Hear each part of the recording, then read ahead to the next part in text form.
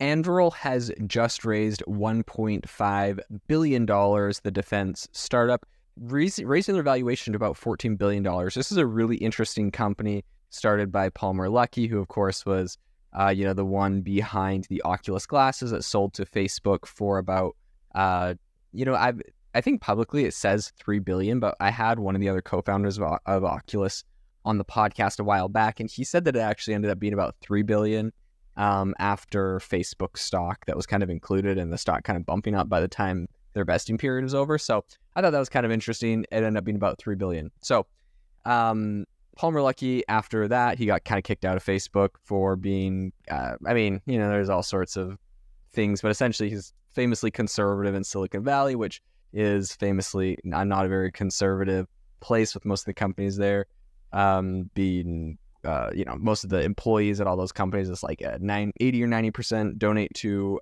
liberal candidates. So politically, it's quite a liberal place. He's conservative. It wasn't a good match, and he kind of got kicked out. I think there's some lawsuits about it, and he complains about it on Twitter and stuff that, essentially just got kicked out because he's conservative. So anyways, he had a bit of a chip on his shoulder, and that pushed him to go and start a new thing. I think he's essentially said he didn't want to be kind of like forgotten and wanted to have a comeback story. There was a lot of people that were counting him out and cheering on him getting kicked out. So anyways, all the drama, of course, he goes and starts Anduril, which is a defense tech startup, currently creating autonomous AI-driven defense drones and airplanes and all sorts of stuff that is sold to the military. This is very famously, and so now that they've raised this extra $1.5 billion, there's a lot of really interesting things they're going to do with this and kind of where it goes in the future. It's kind of what I want to cover. The thing that I think is most interesting about Anduril and what they're building is that currently the U.S. defense contractor industry has a bunch of really big giants, and by a bunch of, there's like 4 that pretty much dominate the entire industry: Lockheed Martin, RTX, Boeing, and General Dynamic, and anyways, there's 4 or 5 of these really big companies. They've essentially cornered the market entirely. It's very hard, as you can imagine, to work in defense for the U.S. government. So Anduril coming and breaking in was a really big shock. A lot of people didn't think it could be done.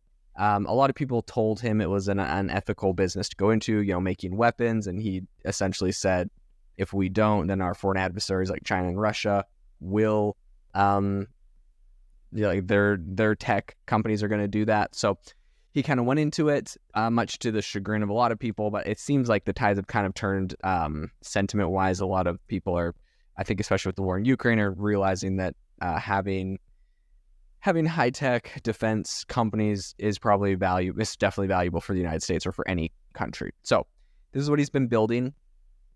They've had a bunch of recent wins in the company. They've outperformed a bunch of big contractors, including Lockheed Martin, Northrop, and Boeing. There's a program to essentially develop small unmanned fighter jet prototypes, and they, I think, won the contract. They beat them in this. Have done some very interesting things. Really, they're just kind of taking the Silicon Valley style, hyper fast, try to make it cheap as possible innovation style to the defense industry, which the defense industry historically has been a cost plus basis, meaning whatever it costs you to develop, let's say, a tank, you sell the tank to the government for the cost plus, let's say 20 or 30 or 50% markup on it, right? And they just kind of have these this is something from, I believe, the war, where essentially when the U.S. government, they went to all the big companies and they're like, hey, General Electric or, whatever, Boeing, we need you to build tanks or spacecraft, just whatever. We just need it as fast as possible. It's World War II. We got to get some, things to fight the Nazis. Give us whatever you got, build however much it costs. We'll just compensate you and give you some sort of commission on top. So that's where the cost plus basis came from, but it never died after the war. And a lot of people say this is very bad, because essentially it incentivizes a company to take a very long time to make something,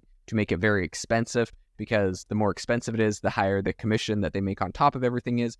Became a very bloated industry, and America spends obviously a ton on this, but a lot of people speculate that they're really not getting a lot of bang for their buck on this, which is, weakening our defense industry. So when Anduril came in, they are taking it at a very different angle, where essentially they go and spend all the time and money to develop for example, a new self-driving fighter jet prototype.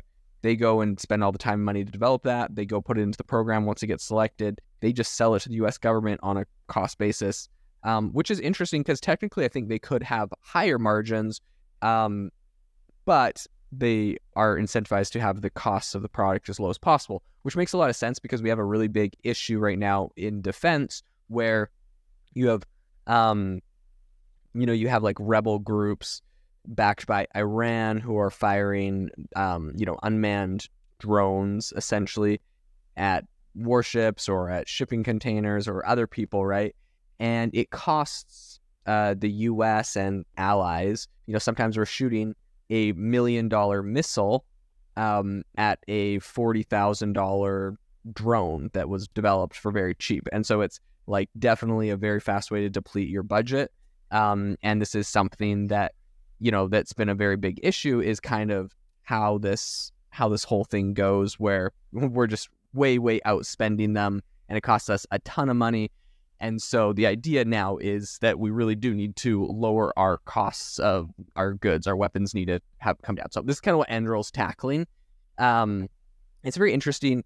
Paul Merlucky was recently talking to a group about AI and the ethics of AI in their systems, because they kind of came out with, I think it's called the Roadrunner, but it's recently it's essentially an unmanned aircraft that they can put it in pretty much a box in the desert or some random place, and it can get summoned, fly up, go find its target, and it just kamikaze smashes into the target and explodes. And if it doesn't get used, it can return back to its base, go back into its little box, and get reused for another mission.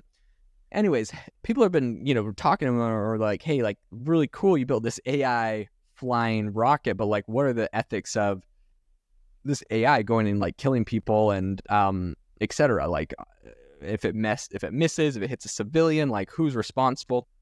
What he said is they use automation, and they essentially, the whole thing's self-driving, but it always has a human in the loop. So it's always going to actually have a person that's able to tell it whether it should complete a mission, whether it should hit its target. So there's always a person that's actually responsible for that.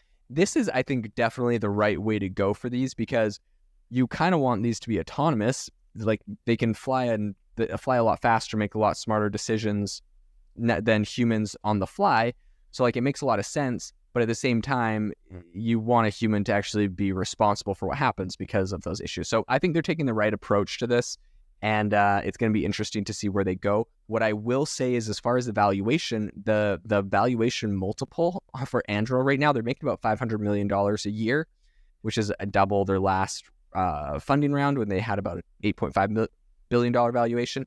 Their multiple, I believe, is about 28x, which is it's very, very large. Obviously, this is a hyper-growth company that's going to see a lot more, has a ton of room to grow. When you see some of these defense companies, Boeing, I believe, is $68 billion that they made last year. And you see, I think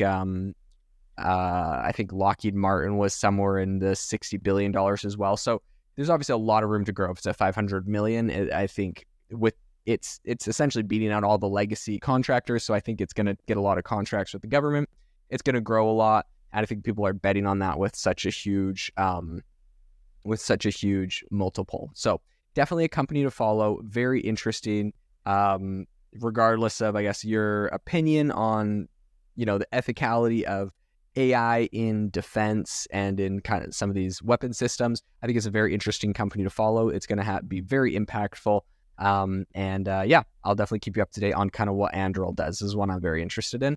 I would say if you enjoyed the episode today, I would really, really appreciate it if you could review the podcast. If you leave a review, it means a lot to me, and it helps me get great guests. It helps me to be found, essentially. It's kind of part of the algorithm of how people find podcasts. It's how many reviews they have.